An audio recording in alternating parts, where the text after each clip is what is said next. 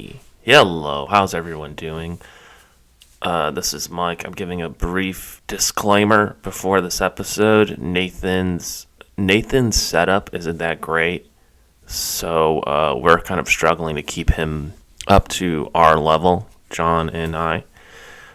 So you'll notice there's a couple cuts in this episode. It's because Nathan, I don't know whether he's distracted or it's something at home, but he is not really pulling his weight on the technical side of things. And I think this is I think people listen to this show because of the sound and the consideration we put into the production. So I apologize again. Nathan's setup isn't so good. Nathan's computer doesn't have enough space, so it ends abruptly. Nathan's microphone cords don't work properly. So please be patient. We're trying to get funds together to help him out. That's all I got. I guess try to enjoy this episode. All 5 of you. Thank you. Bye. Welcome to the Fantasy Cast podcast, where 3 grown men pass the time by sharing their deepest, darkest fantasies. Here we go. Hey, how's it going? Welcome. So I got 2 bags of beef jerky. I'm eating one in my car. I polish it off. I open the next one. I start to eat it. I'm about to go on a run in the park in like a wooded area, like kind of away from anything. And so I drink like half of an energy drink. I start jogging. I'm jogging for like 2 minutes. And all of a sudden I get hit with like emergency shit feeling, like we all know that feeling. And I'm like, fuck, is this real? Because sometimes you can let it pass and it's fine. But I'm like, is this real? So I'm trying to do like mind over matter and tell myself that like, because we know this to be true, like 90% of diarrhea is psychological. Like you can really contain it if you want to. So I'm running and I know there's a McDonald's up ahead. So I'm just like walking fast and I try to I'm walking fast. And at the end of this path, I know that there's a McDonald's there. So I cross the street. I'm about a block away from the McDonald's. It fucking hits me like a truck. I double back. I run into the woods. I'm like hopping through like over like thorn bushes and shit. And I find a tree that is still well within view of the path. So if anybody were to come through, they would see me shitting there. And I just start shitting on the floor of the woods. And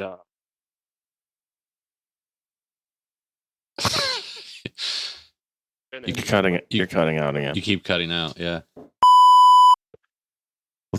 Sounds like a connection. Seems like a connection issue. Yeah, this happened. Totally true story. So I'm shitting in the woods, back up against a tree, probably in view of the anybody who were to come by the path. Thank God nobody did. I didn't have any TP with me, obviously. It was unplanned. And so I wiped my ass with a bunch of wet leaves and a mask, like a COVID mask I had in my pocket of my jacket. And I did really well, honestly, with what I had. I had a little bit of dookie on my hand, and I went down to like this river, this like creek, and I washed it off. And I don't know, I felt really proud of myself and also really connected with nature. And I felt like pretty resourceful that I was able to pull the whole thing off and I would say probably doing a better job on my ass than I would have at like a toilet because the leaves were wet and I had unlimited access to them. It just it's rained. Like having a wet wipe. Exactly. Something, yeah. So the enzymes might have like healed your bunghole a little bit too. It felt great. The fall foliage. Yeah. I've shit outside once when I was camping. It's the only time I fucking hated it. It's scary. It is. It's. You don't know who's watching. You in that position, like sitting position. So many variables. You just don't know what's going to happen, where the shit's going to go. Just a lot of questions there. But I I had a completely clean delivery, no splashback. I didn't step in it. Nothing weird. It was all, I don't know. I can't explain it other than it. I was really, when you're pushed to the brink in a situation like that. This fucking your shit keeps going out. What's been going on? Yeah. Nothing. Just playing PlayStation. That's about it. Working. Oh, okay. Staying busy. Yeah, you know. Okay. Bought a sex toy. Mm. Called a Rockin' Rabbit. Okay. It's like a cock ring, and then there's a 2-prong, like bunny ears that stimulate the clit. Oh. Wow. And I bought that. I didn't know I was like worried that it wouldn't fit me because I'm so big. Yeah. You know? Mm. And it showed up, and it's the rings are really huge. Right. And I used it on myself at first because I was like, I just see how this, if it like feels good on me, you know? Yeah, sure. So I put my dick through it, and it was like, it like fell off of it because it's so large. And then I decided to do research on it, and you're supposed to pull it over your balls. Yeah, I figured that. And then I did it. And it was awesome. Oh, it's pretty cool, huh? Yeah. Yeah, it's cobalt blue, which is weird. That's the color of it? Oh, nice. That's the color of it? Yeah. Cool. Does the color add a little bit of excitement for you? Yeah, I just didn't expect it to be so. It's very bright. You know what?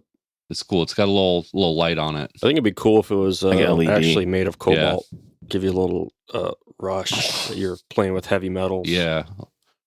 A little jump. Does it have a feature where the colors change different rainbow colors? No, it's just like it lets you know that it's on, and it gives you a little. If you have sex and it's completely dark, you can sort of see. It helps light things up a little bit. Did you come? Which is nice. Oh yeah, it's cool. I suggest you. Would you guys want one? What are you saying here? You treating? I might treat you guys to one if you wanted one. Sure, man. Why not? I'm not gonna turn it down. Yeah, I'll send you guys one. You're making a lot of money right now. What am I gonna say? I'm doing now? well. I'm liquid right now, basically. So whatever you want. You have like a hookup or something? Adam and Eve. They're not a sponsor, but maybe they will be. If you buy something from them, you get to spin a digital wheel. It gives you like my order was 75% off. This rabbit retailed at around 100. Whoa. I got it for $15, and then they threw in an extra toy on top of that. Yeah. So you're addicted to the spinning. You're just looking for an excuse to go back in there and spin that wheel again. Yeah, I just like to gamble. Sounds like it got you. Mm-hmm. Yeah. Well, look at you now. Man. I mean, it worked. Here you are offering every Tom, Dick, and Harry a cock ring.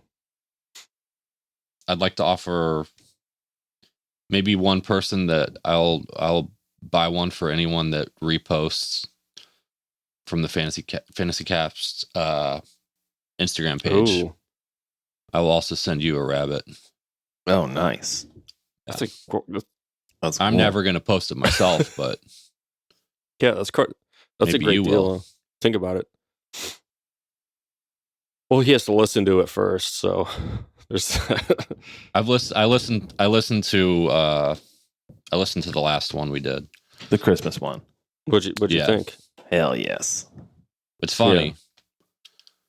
It's funny. It's not nearly as painful as I think it will be in my head when we're doing it. You know. Well, now the sick, disgusting shit you just said right now, I might change that. It sounds like you're trying to up the ante.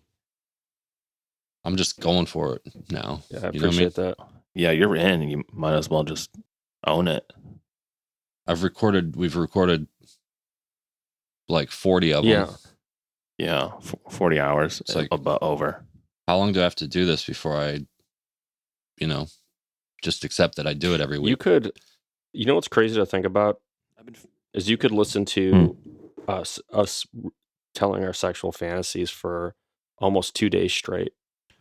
It's not kidding. I got an interesting topic for you.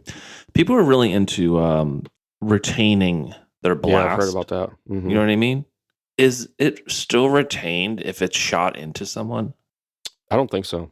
I think that's seen as like that's your life force leaving your body, and that's I think a reason why a lot of these guys, it's just like a justification for like they can't fuck at all, so they're like choosing to hold on to their blast inside their body, and because they can't fuck, they're mad at women and they blame those women for wanting to suck their life force from them. You know what I mean? So it's like it's just a weird thing, and if they had the opportunity to actually connect with a person who would absorb their blast, they would accept this cockamamie philosophy would be out the window faster than their fucking undies. A lot of these young guys, they think hatred is the answer, and it's not. It's love. Yeah. You know who knew that? Marley. Who? Oh, yes. Bob Marley. The king. Why do you say that exactly? I'm confused. No, you're about to change the subject. Why would you say that and then just try to change the subject? He believed that love is the answer. That's not. I mean, what? Oh, that's like a song. I mean, he talks about it all the time. Okay, I got to get back into it. I've only heard a couple of his, like the best of, so I'll probably have to revisit that. That's interesting. Yeah, Bob Marley. I'm making a note. Could you be loved? Love is a fountain. Love. Connect with my love. That's the answer. Love makes love happen. These are all Bob Marley songs.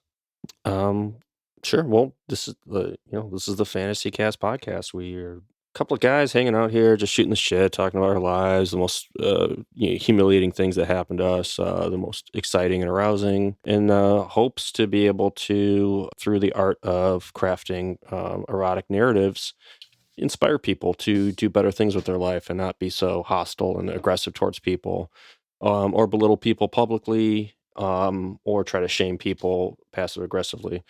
So these are all things that we hope to communicate to people through the art of sexual storytelling. And on that note, I'd like to read a sexual story that came across my Google alerts. I have Google alerts I have put in various sexual phrases in there, and it hit anytime anybody posts something with the phrase cock or thighs or late shift, I get a Google alert. So this one came up. It's called "It Didn't Make Sense." It's from the erotica subreddit, which we are banned from, by the way. That's a whole nother story. When I switched to the night shift at work and then heard you did the same soon after, I couldn't understand why. I needed the better pay that came with the late shift, but you never seemed in need of a better income. Hell, you only worked part-time. So why now? Now that I had your soft thighs clenching my head and your fingers nearly ripping my hair out as I coated my tongue with your wetness, I think I got my answer. I don't know if it was my imagination or something psychological, but I swear your pussy tasted like strawberries and lavender. I wasn't just eating it, I was devouring it. My tongue worked in ways I didn't even understand. I craved your pleasure. I ached for the sound of your moans, and I was ravenous for your cum. The noise you made my cock throb under my pants and told me you had reached your orgasm. I would have been completely happy to wipe my face and you off the bench and say goodnight. But the way you pulled me off my knees and went for my belt buckle told me you weren't through with me yet. And that's the end. Leaves you on a kind of a cliffhanger. It's like, I wonder what's going to happen then. What's she going to do to him now? Is it a poem? No, it's just a little, little 3-paragraph short story, beginning, middle, end. Okay. Love to find out that was a letter that he sent her in that would have been so cool. 1685 or something. Like it was super old. What comes up for you, Mike, listening to that? Working the late shift, I'm thinking like security guard at a Costco or like some sort of warehouse is what I pictured. And I don't know. I picture kind of youngerish people fooling around, not necessarily in the best shape of their lives, but getting excited and doing this thing at work, probably kind of bored, a little bored in their lives. Who isn't? And just having some fun. I don't know, a cliffhanger. It just seems it's like a fun, breezy fantasy. Short and sweet. Yeah. There's no incest or anything like that. Yeah, nothing You know what I mean? heavy or humiliating or violent. Just two people screwing on the company dime, middle of the night. I mean, imagine you get to work, you're watching all the other employees leave, and you and this other person are looking at each other, and you just know it's going to go down later. How giddy that must feel.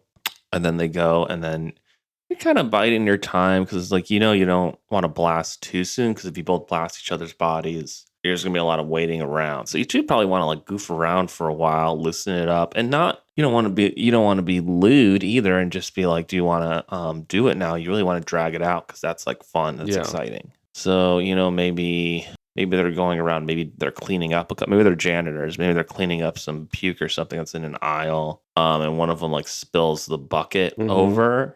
And you use that as like a reason to like get it all over your top. Then you're like, oh no, it's all over my top. Can you help me get it off? And then they do that. You know what I mean? And you take it from there, and you end up screwing on top of like a washing machine or like one of those rolling tool carts. You know what I'm talking about? You know what I mean? You're just cruising around. And there's no lights on. It's dark as hell. I mean, there's like a couple lights on, but it's like pretty dark. And then you got to get back to work. You're like, okay, we really got to, once you're done toweling off, hugging and talking about each other's futures, you have to clean up that puke. Get back to work. Get to work, clean up. Go home, go to sleep. And do you have breakfast before you go to sleep? Or do they have people waiting at home? Is it an affair, or is it just a uncomplicated arrangement between the two? I like that. Hearing you talk made me think about, I guess, my own fantasy when I listen to this little snippet is like, you're like you said, like night watchman, security guard at a Costco, and this woman who takes on your night shift with you is kind of like a honeypot distraction to keep you occupied while a bunch of your friends break in, a bunch of her friends, and like her older brother and a bunch of his friends who are in like a Eastern European street gang. Break into the Costco and just start unloading bags and bags of frozen shrimp, Okay, yeah. That's like the copper wiring of frozen food. Yeah. Also the guy who's getting going down on the woman is watching YouTube clips really and laughing like really loudly, and it's driving this woman absolutely crazy, but she has to kind of still pretend that she's interested in him. The guy's just completely he's watching something that's like a YouTuber watching anime and cracking jokes about it that only people who know that anime would be interested in or would think it was funny, and the guy's just like and he's looking back over his shoulder at her, trying to make eye contact, and she's just finds him just disgusting, but knows that she has to at least distract it. She's hugging him from behind like they're at a concert and they're playing his favorite song. So that's kind of what comes up for me. Yeah, I mean, I'm ready to rock and roll. I've got mine teed up. I've been thinking a lot about my fantasy I got for you today. Wait, hold on, John. Did that move the needle for you in any way, dude? It made me horny. Warehouse work. I've been horny for plenty of warehouse workers. It brings that up. But I'm sorry, I'm drawing Bob Marley. How's it feel just to draw him? I've never really looked at him. You know what I mean? He's like a caricature. He's a weird looking guy, and I can't wait to see that biopic on him. Looks really good. Who is it? Some Nobo. It looks terrible. It's too bad. He'd probably like it. Yeah, where I'm at. Oh wow! Look at that. Oh yeah. Yeah. That's beautiful. It's him. Could you be loved? Him retaining cum. The Rastafarians, they do that. He did not retain cum. Yeah, they do not blast. Oh yeah. See, I think that's retained. Okay. That's retained energy, is what I'm saying. Oh yeah. Oh, because it was. Yeah, I see what you're saying. That's why I'm confused. But the way you said it makes sense. Ethan, you're ready to go. Am I micromanaging too much? Am I being a control freak right now? A little bit. A little more than normal. Okay, cool. All right, Nathan, take it away. All right, so in this fantasy, it's kind of like it's a little bit like my everyday life with a little twist on it. So I'm a blast master, and for those who aren't in the kind of like the fantasy world, the professionalized fantasy world, it's basically like a sexual master ceremony. So my job is to kind of like show up at an event, warm up the crowd, like a sexual event, get people loose, get people horny, tell some fantasies, kind of lubricate the atmosphere a little bit to get people in the mood. So maybe like a, you know, I one thing I have is I have like a residency at a strip club. So in between like stripper sets, I'll come out there and I'll tell a fantasy so that guys kind of stay horny until the next stripper comes out. Orgies, I'll help kind of like warm up the room at an orgy, bachelorette parties, bachelor parties. One of my favorite things actually is I christened a set of a porno movie, and we all said a prayer. And I led that. It was pretty powerful. I've done that a couple times. So it's a job. I'm pretty good at it. I'm pretty good at getting people hard and horny and wet, whatever. I get a call from one of my roommates, and he's like, "Yeah, our other roommate just collapsed, and he's in the hospital." I'm like, "Oh my God, is he okay?" And they're like, "Yeah, I don't know. We're gonna go over there now. It doesn't look good. He's unresponsive." So we all go to the hospital, and he's in the ICU, and he's hooked up to all sorts of machines, and his family is there, and the doctor's like, it's a close call. He's in a coma. He had some kind of swelling in his brain, and it just took him out. And he's staying alive, but he doesn't have much time. And the problem is we can't reduce the swelling to operate on the blockage because there's just so much inflammation there. And so his parents are like, "God, doctor, what can we do? Is there anything we can do?" And he's like, "Well, in order to get the swelling to go down and to like, we need to find a way to keep blood from being in his brain at the volume that it is. And the only way to do that, we can't let his blood, because he needs all of it to stay alive at this point. The only way to do it is to get him hard, right? And so blood kind of comes from his brain down to his dick. While the inflammation is down, we can then operate and clear the blockage, and hopefully that's our best shot." And he can't see. We don't know if he can hear or not. You know, that's the big question about people in a coma is, can they hear? But our only chance to operate on him is to make him hard, and for somebody to somehow connect with him in a way through talking to him that gets him aroused. So the whole family just turns around and looks at me, you know, because they know what I do for a living. And I roll up my sleeves, and I'm like, this is kind of the situation I was kind of feeling myself. I'm like, this is a situation that I was born to be a part of. You know, I can save a life here. And so I kneel down next to him, admittedly a little bit cocky, and I start telling a fantasy about a melon farmer who stacks up a bunch of melons out in like a field in the heat of the summer, to make it look like a beautiful, voluptuous woman. And he cuts a hole in one of the melons, and he waits for like a really warm day. And he goes out to the melon farm, to the melon field, and has sex with this pile of melons. And it feels really good for him to do that. And, you know, everybody in the room is just hanging on my every word. It's a really hot fantasy. And, you know, there's basically like, there's no way I can know for sure, but I just get a sense for these things. And everybody in the room was aroused. There was like a pile of different nurses and janitors and other technicians and stuff just like at the door trying to listen and like pushing each other out of the way for the opportunity to get a better earful of the fantasy that I was telling. So I'm feeling like really good about this fantasy, and the nurse sticks her hand on his pants, and she's like, "Nothing. He's limp as fuck." I'm like, "You sure?" And they're like, "Yeah." I'm like, "This can't be true. That was a really hot fantasy. You sure?" She's like, "He's limp." And she takes his dick out, and everybody sees that it's limp. And his family looks at me with like a little bit of like disgust, but also like, you know, you tried. We got to give it that. You did your best. And I'm like, fuck. So I'm feeling really bad. Not only is my friend and roommate in the hospital, but I just absolutely whiffed on this fantasy, and that's like what I take pride in.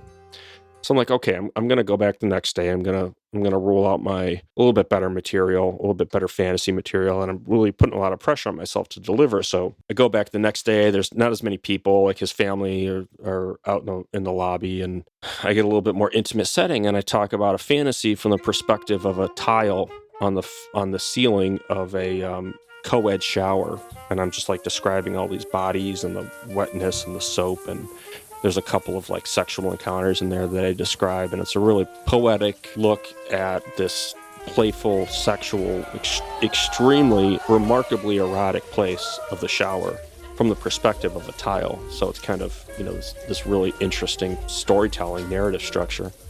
And I'm like, this has got to get him hard. So I look down at his dick. I tap it around a little bit. I flick it. I'm like, what's going on? It's still limp. I put it in my mouth a little bit. Nothing. Still limp. I'm feeling like pretty angry at this point. I'm kind of getting angry at him. I'm like, what the fuck is wrong with you? Why can't you get hard? Jesus Christ.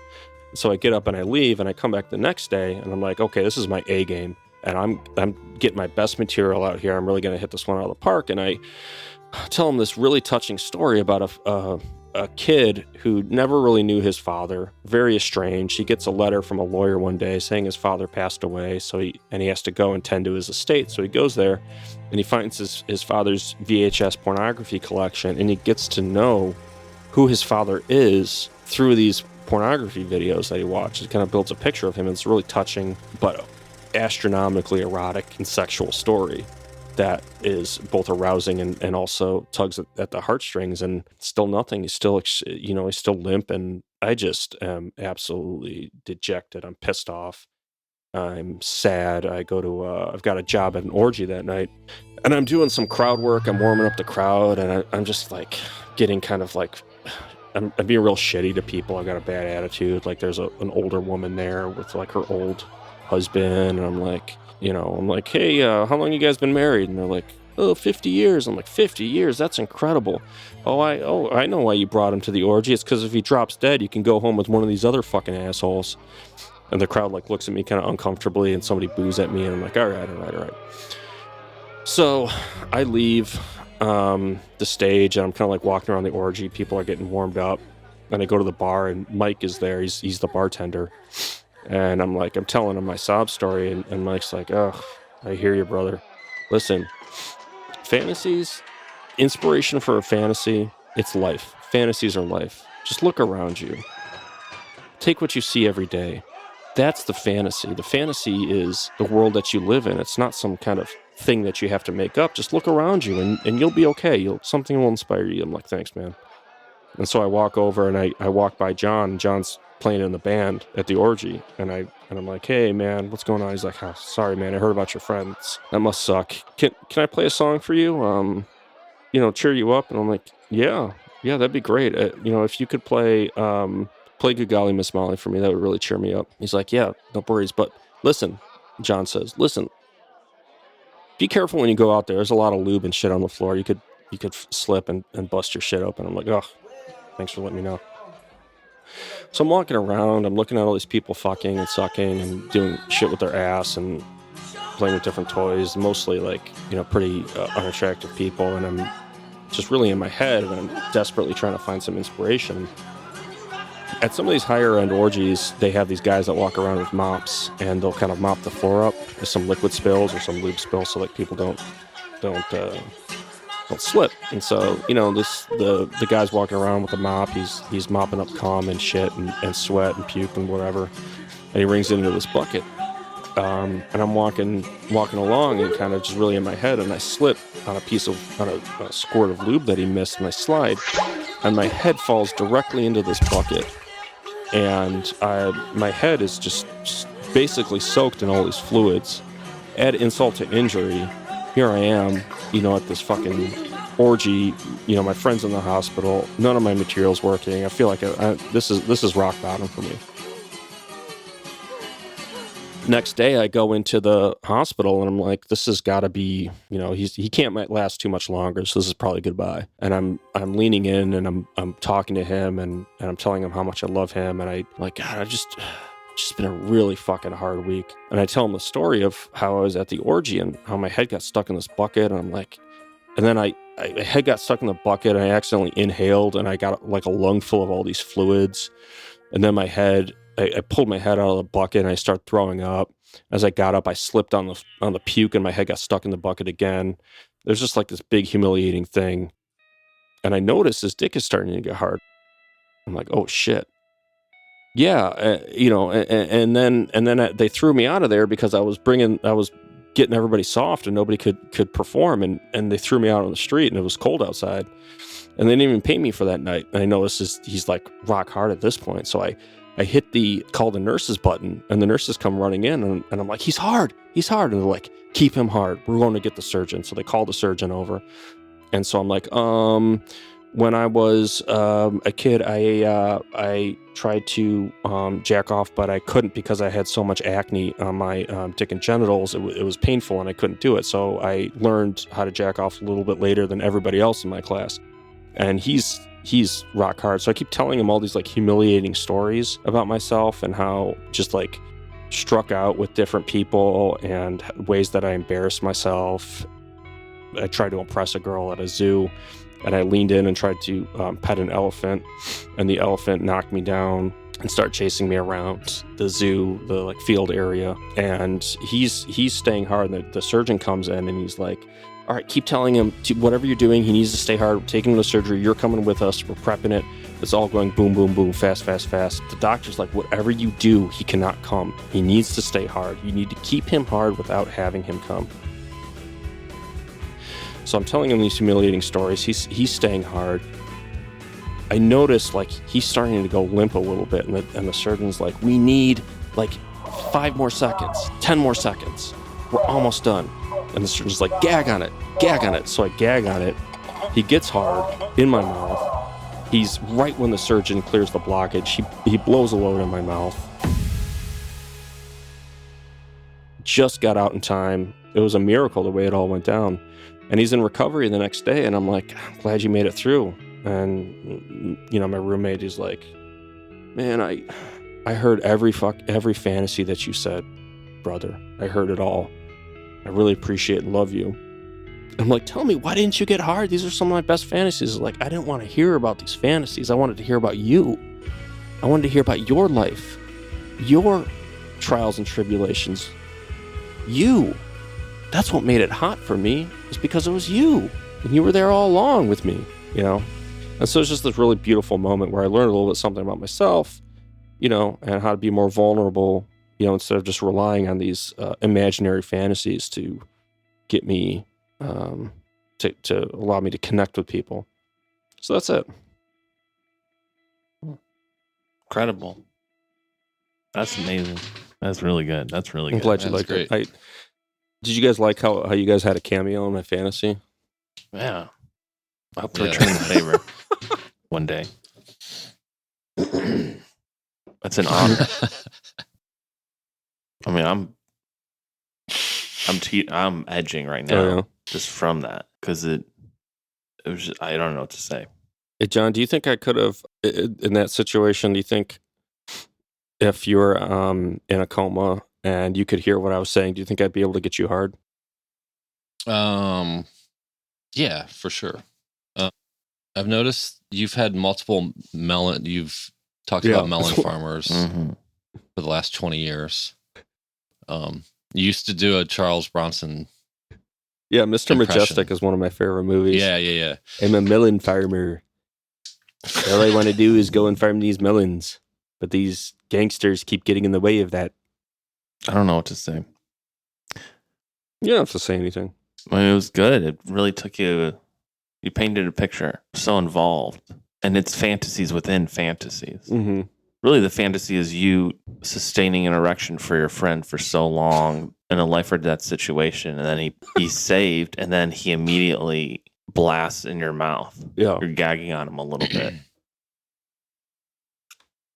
That's so cool. And I think that's like something that will never happen for a lot of people who want that to happen. A lot of people will never be able to experience that. That is so hot.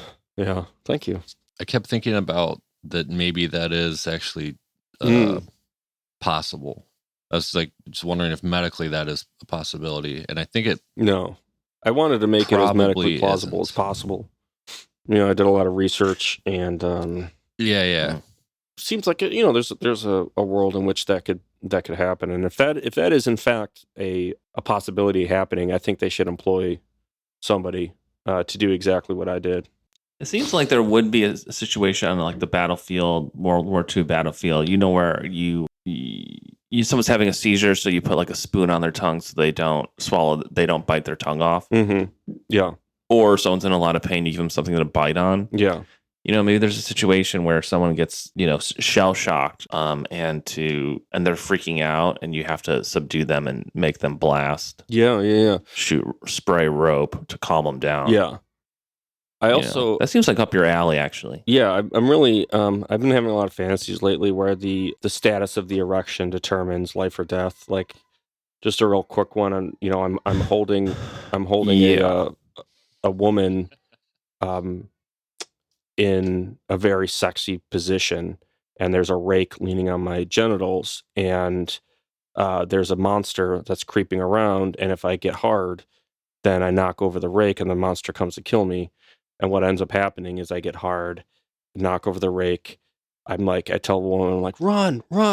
She runs away, and the monster comes rushing at me. And at the last minute, like the monster's mouth opens to like consume me. And the last minute, I blast into the monster's mouth, all over inside the monster's mouth, all over the monster's tits. And he eats you. Yeah. He consumes you. But right before I do, I get to blast in its mouth, its tits. That's a rush. I was thinking more something like you're in a Walmart. Yeah. It's like an old man situation. You're in a Walmart. They collapse, and one of the employees has to make a bust to save his life. A teenage boy. And they're trained to do that. They know, they like took a class. It's like, it's like buried in the CPR class that certain security guards at Walmart have to take. Yeah. It's like giving someone a tracheotomy. Yeah, or like if you get like a snake bite on your dick and you have to expel the fluids, or your balls, and you have to like blow that cum out of there that has the snake venom in it. Otherwise, you'll die. Yeah, there's a lot of medically Mm-hmm. necessary reasons why you would have to make somebody come. There's got to be. Yeah. What do you guys got, John? You got something cooked up for us? Yeah. Sort of. Let me find it. All right, it's my 45th birthday. I wake up in the morning, take a shower, just kind of touching my stomach and tits. I'm just like, fuck, I really let it go, Just looking at myself. My skin, I still have acne, just kind of a mess. Look at myself in the mirror, pop a few zits. I'm just like, why the fuck am I still look like shit. I'm a grown man. I can't get it together. Go out, eat a really boring breakfast. Just like a banana. I'm just kind of sad. My wife comes over to me. Morning. Happy birthday. What's going on with you? I say nothing. It's just another birthday, And she's like, you always like your birthdays. And I was like, oh, it just feels different this year. No. What's really going on with you? I told her, I was like, well, I've been thinking about driving the edge again. And she get in this big fight. You told me you'd never drive Edge again. You almost died. Why would you put us through that again? You're not young anymore, John. I was like, I think I could win. If I drove Edge one more time, I think I could pull it off. And little background, Edge is a cross-country race, car race, where you have to have an erection the entire time. From the start in New York City all the way to LA, you have to maintain an erection. You can't come. She says, I don't support it, but I support you. And that means so much to me, What if I, how about this? How about I just fucking win the whole thing? We never have to do this again. Yeah, I'm down for the cause.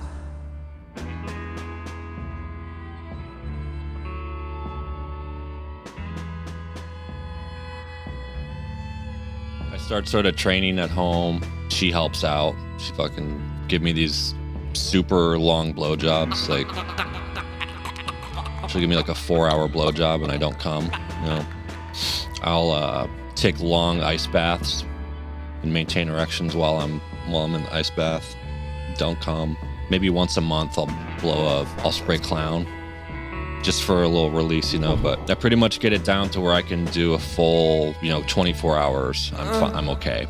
So I make a playlist of sex sounds from all the pornos I like. I work on that. I put like a massage chair in my car. I get the car tuned up super nice. It's a slick, I have like a slick car, it's not super fast, but it's just like, it's a nice car. I keep it clean. There's no distractions in it, I get a list of women that are willing to have phone sex with me if I'm in a pinch. And I go to New York. I'm at the starting line. They give every racer 20 minutes to get their erection. They can get it however they want to get it.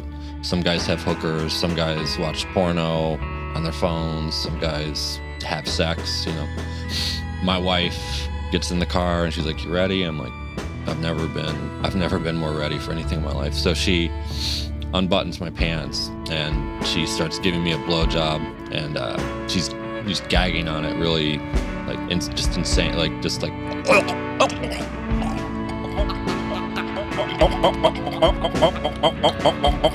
And she has a little thing of Tupperware, and she keeps spitting all of her saliva into it. And then I was like, "Hon, I think I'm ready." And she's like, "I know you are." She's like, "You got this. I love you." She gives me a big sloppy kiss, and she's like, "Save this." She's like, "You might need it."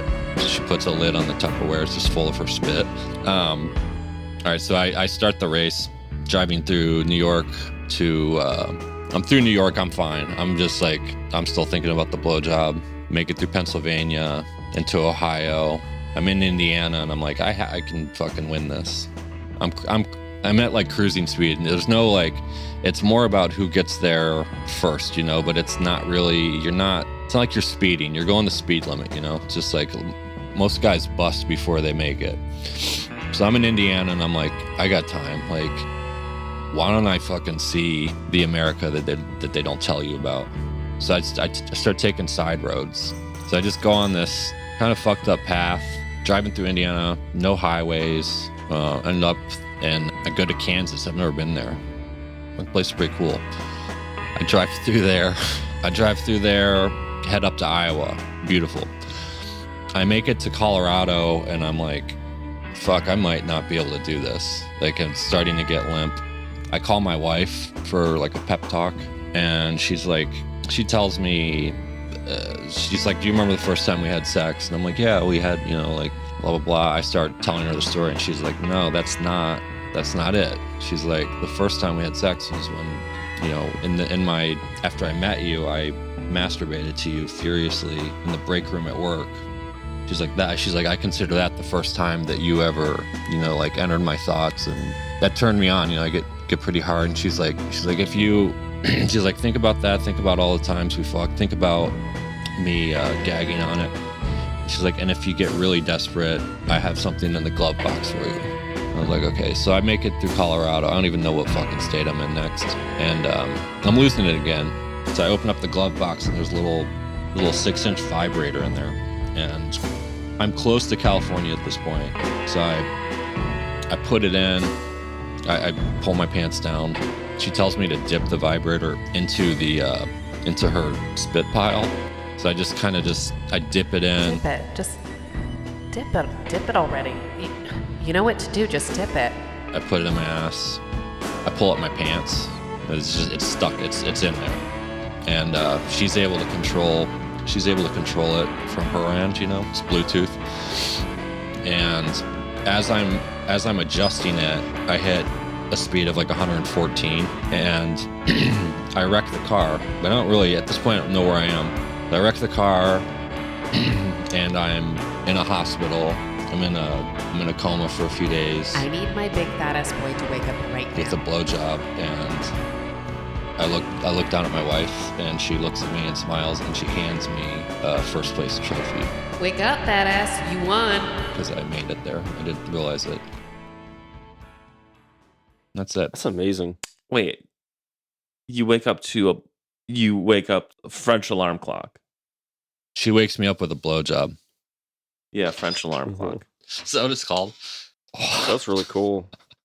I also like how you get to see the country. Yeah, That's cool. Saw all of America. I mean, This is yeah, this the is one underground America. You know. Yeah. I always remember your dream of traveling across the country looking for the perfect cup of coffee. Yeah. So this one you get to stop in every state and try out, see how they do coffee. Maybe it's not what you like, but it's interesting. Yeah. Yeah. Everyone does the bean different. You know. Yeah, I got kind of a good vibe road trip feelings from this. You go to Kansas City. Hey, this is actually pretty cool. The people here are pretty nice. All the while, you don't leave. You're just driving through nice it place. with an erection. You basically can't leave because you're like irritated. Red dick is out. You're probably just sweating. I'm assuming you're like pissing and shitting in the car. Anyways, I thought it was interesting. This is a fantasy at its core about companionship. This woman loves you so much. It's about love. And it's about edging.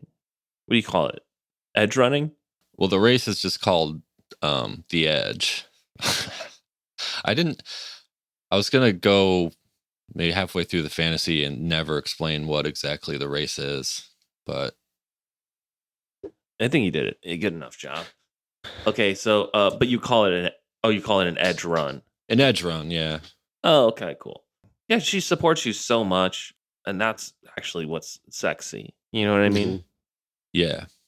And just the pain you're putting it through your body. And at first it's not for her, but at the end it really is for her because she gives you a French alarm clock. It's for the family. Yeah, you're thinking about your family. Yeah. You want to be good for your family. If you're not good for your family, who are you good for? Yeah, what are you good for? What is it for? If you're not happy, the rest of the family is not going to be happy. And you get to take home that edge cup, Put it on the mantle. Yeah. And I picture, I think what would be cool with the edge cup is the load that every guy blows into the edge cup. So it's kind of like the Stanley Cup. So there's the loads of like all the past winners are still caked in the inside of the edge cup. And then the next year's winner, like you pass the edge cup to them and they blast in it, and it's just a beautiful thing. Yeah, it passes around. Yeah. It's what do you call it? Not worn, but seasoned. Exactly. It's like with a black. Yeah, it's like a cast iron skillet inside. Yeah, castrated skillet. I thought it'd be what I thought would be funny and also extraordinarily erotic is if, like, at the starting line, your wife's gagging, and this is something that you guys have drilled thousands of times. Like you've been really training for this thing, and just for some reason, she's like decides to improvise, and she sticks a finger up your ass, and you blast and lose immediately. I thought about that, and then afterwards, you're like, "Why did you do that? Why did you stick the finger in there?" And she's like, "I don't know. I was just feeling it." Yeah. I considered maybe I don't even get to race at all. Maybe we figure out something else. Like my life goes in a different way. Where did Mike go? What did he say? He said he had to go get some water. He said Wawa. He gets dehydrated really easily, and kind of how sweaty he is. Constantly sweaty. Well, and the fact that he's not, he has celiac disease now. Yeah. And he's uncircumcised. I thought that was a really cool fantasy. I like the breadth and the scope that you took with it. Like, a lot of your fantasies are intimate. They have to do with the here and now. You dealing with kind of like everyday erotic situations that most of our listeners would come across, but you put your own spin on it. This was a broad, epic journey, and so I really appreciate that. And it's it's my first sports one too. Yeah. I think it would also be cool if like some organized crime, like syndicate or something, got a hold of you because they needed you to run drugs across country, and for some reason, like, you needed to stay hard in order for it to happen. The Carter run. Yeah. Really, really good. Wow. Fantastic. Thanks, John. Yeah, thank you. You got first, Mike. Okay, so in this fantasy, I'm like a wealthy tech guy. I have a TikTok where I like show like hacks in the desert and stuff like that. I'm like, you don't need a grill. You can just take an old rusty mattress and put a bunch of fire under and cook meat on top of it. That sort of shit. Like stuff. I'm covered in tattoos. I'm obviously like hyperactive and just naturally ripped from manic episodes and just being, in a constant state of panic and fear.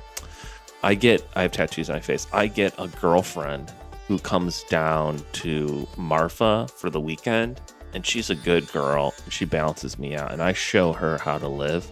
Like I take her out to the desert, and I show her the stars, and I tell her about Native American mythology and how that's important to me, and how I'm like 1/8 Native American, and basically how fucked up my dad was to me. And so she takes care of me. I take too much acid and I drink too much in the desert, and I pass out after like screaming and crying at the sky. And she like nurses me back to health in a RV van that I own. My dad bought it. And from there, we're just two peas in a pod. She grows her hair into dreads. I give her a bunch of jewelry and stuff, and we start a jewelry business in the desert somewhere. One of these deserts you see. And we have an artist residency on this plot of land that my dad bought for me. And we also build like a cabin mansion on it. And we're just two kids playing house, make breakfast in the morning, go out. We're kind of like dinks, basically. Dual income, no kids. And we're loving it. All right. I found the thread right now. Lighting up. We're dinks. Okay. And we're going on and on about not having kids and just like we can go to Costco anytime we want. We can go get coffee anytime we want. Yeah, we're dinks. But we're like the new breed. We're the next generation of like cool dinks. We have tattoos and stuff, and like we've heard of Queens of the Stone Age and like a rapper or something like that. Her dad's coming into town, and her family wants to visit. So I am sabotaging the relationship at that time. I'm like, you don't fucking love me at night. You know what I mean? We're having sex, and I say you're doing it wrong. Why are you? And then she's like, we're having sex the way we always have sex. I'm like, no, you're trying to make it unpleasurable for me. What is this all about? You're changing. Is this because your parents are showing up? I don't know. I think we should just give up the whole thing. This isn't right. You know what I mean? I panic and going into... Basically, parents are showing up, and I'm wigging out because they're going to know how fucked up we are.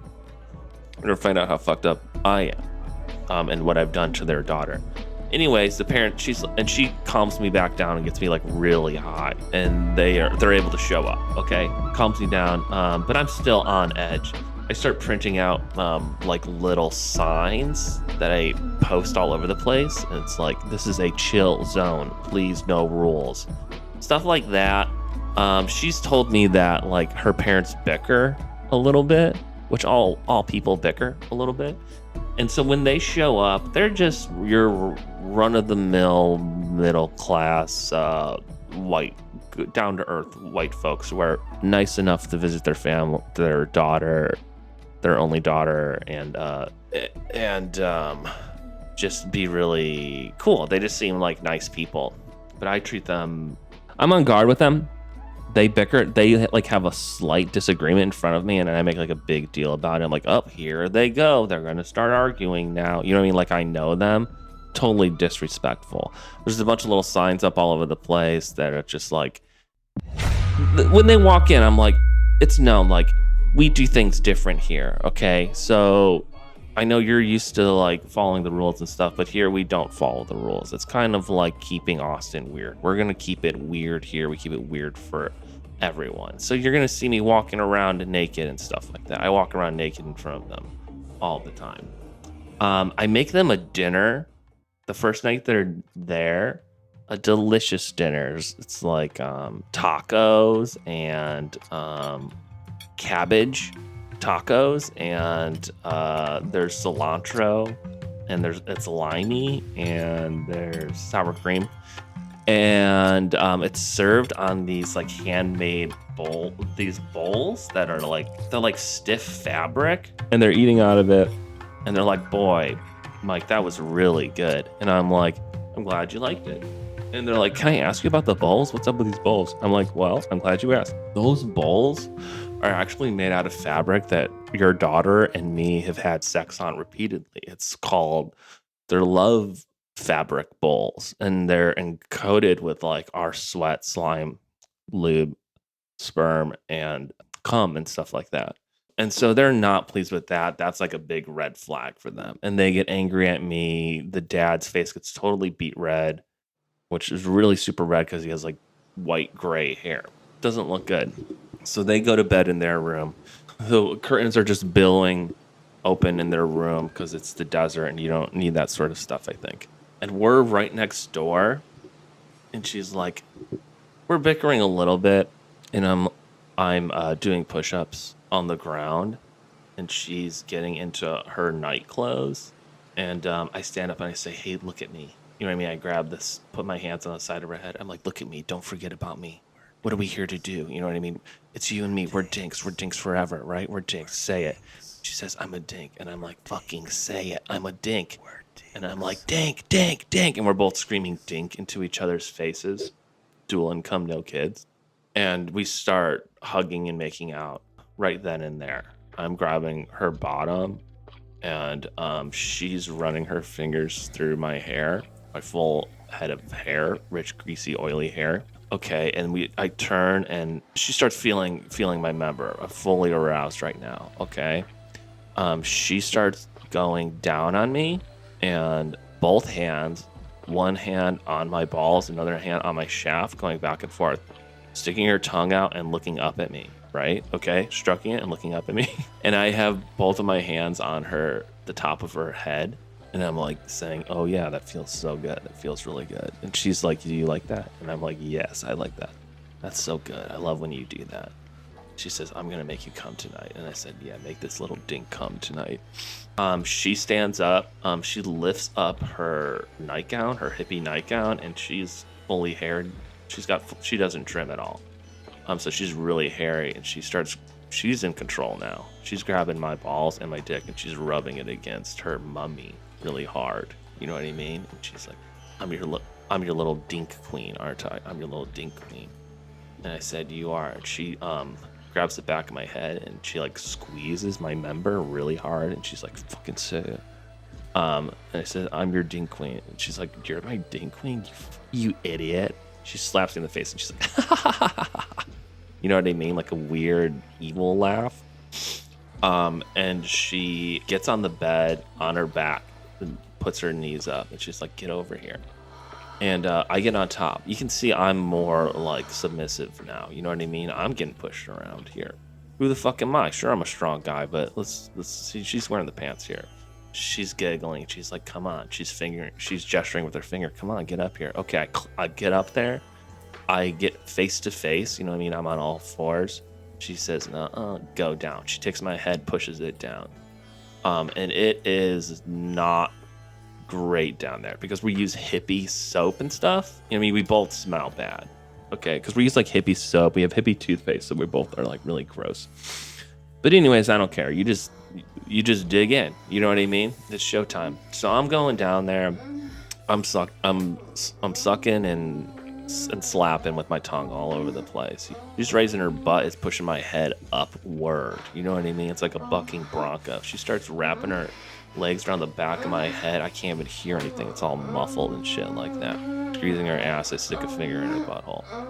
I pull it out. She pulls my hair. It pulls me upward, and it just slips slides right on in there.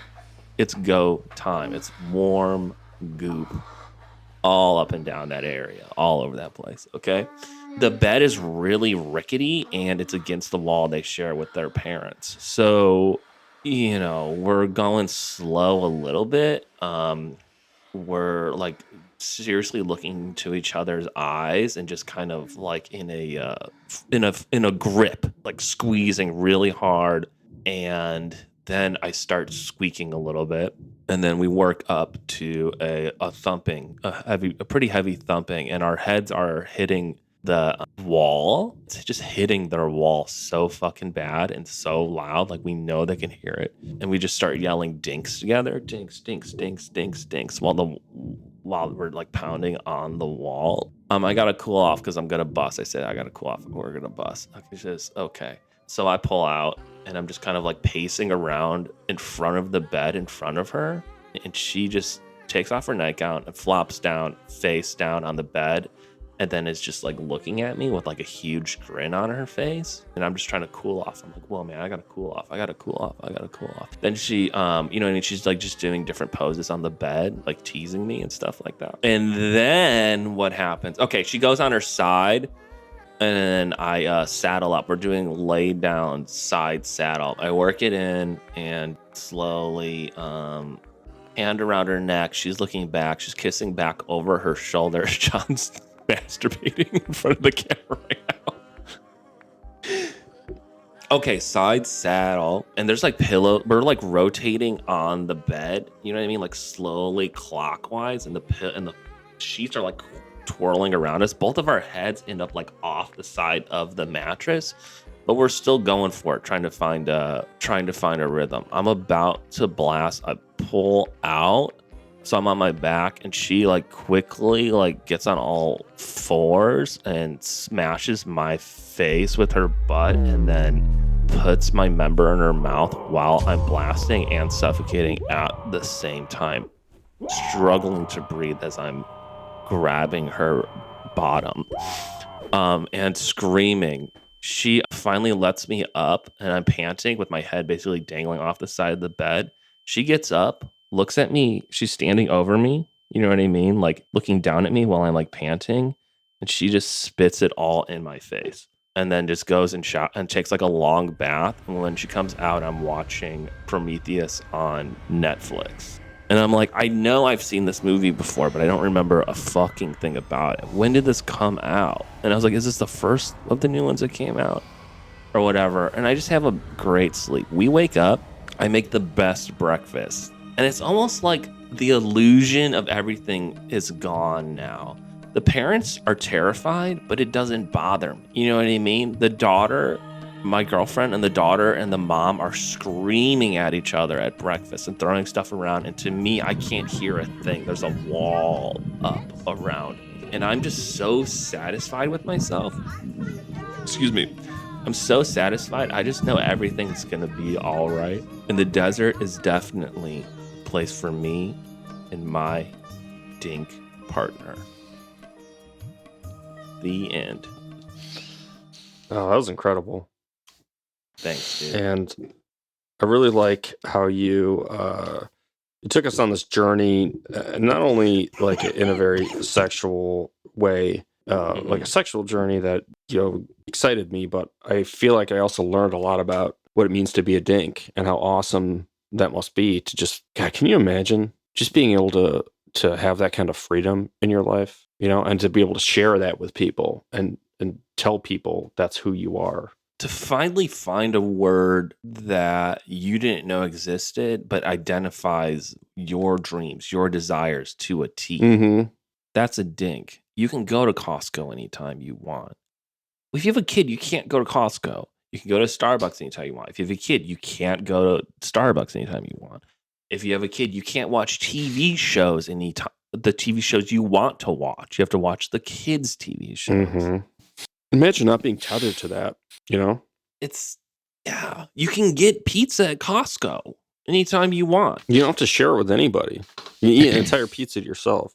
I mean, it sounds cool. I mean, I'm jealous of these guys big time. I know I made a mistake starting a family. I know I picked the wrong person to start a family with. It's just a huge, huge oversight. Yeah. Sometimes I'll be sitting with my daughter and she's watching a TV show and I was like, I don't want to watch this. I wish you weren't here so I could be watching something else. I don't even know, you know, I don't even know what's on there anymore because I don't get to look and scroll around and see what's on TV. I don't know. I'm jealous of the dinks. And that's why this is a fantasy about being one. Yeah. What guy did you see that you based this character on? Oh, you definitely. It was dawning on me while I was saying it. You sent me a link to this dude who's like He's like hyperactive, building like in the desert. He's building a home like in the desert, right? Yeah. Yeah. This guy's the worst. That is the guy. Yeah. He keeps. I watched him do. He did a stick and poke on his own face. Like, exactly. The sun was just beating on him, and he was just poking it, and he filmed the entire thing. And yeah, it's disturbing. That sounds cool though. Seriously, fuck dinks. Yeah. On a serious note, I want to fucking kill these people. Who are you to be so free? Who are you to be able to do whatever you want, whenever you want? Fuck dinks. Oh, man. I like to see this part of you come out. Fuck dinks. Dude, I'll say it again. Fuck dinks. You people make me sick. Yeah.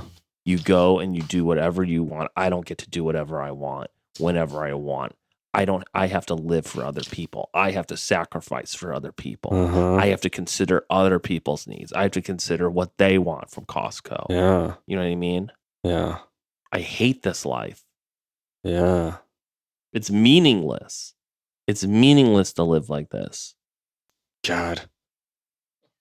I was thinking about the scenario that you're talking about with these two just completely sexually free, healthy, well-adjusted people enjoying their lives, and I just damn, that was hot. I just imagine myself. I'm like standing in front of like a Chuck E. Cheese. I've got like one kid kicking me in the shins, another kid like pulling at my pocket, another one screaming at me that they want fucking me to buy them something. And I just zone out and I just look across the street at these two dinks, and they're eating at Outback Steakhouse out on the patio, and they're taking pictures of their food and they're sharing it on Instagram, and they're like taking selfies. And one guy, I can hear him, he's doing like a video, and he's like, I can drink at 3 o'clock in the afternoon because I'm a dink. And then his partner is like, I can eat if I want to, I can take this home and eat it later because I'm a dink. I don't have to order off the kids' menu. I can afford my own food, and I just sitting there just watching them and just fantasizing of what that must be like, Dude, they're laughing at you. Just really living it. Like it's like they've cracked the code. It's like they found the secret to life. They've found the secret to living a happy life. That's having dual income and no kids. For me, I did everything I was supposed to do. Everything that my parents wanted. I got the good grades. I went to the good school. I found the girl my parents would want me to get with. I had the kid when I could. And now I'm stuck in this. But it's a nightmare. Every day is a living nightmare. There's no value to it. Yeah. Just the amount of people that you see walking around miserable just with kids. Like every single person that has children just walking around with a hangdog expression, mumbling to themselves. I guess I ran out of disk space on my computer. Oh, fuck. But I'm on my own track. Are you on your own track? I'm on my own track. Great. Yeah, I am too. Okay. You were in the middle of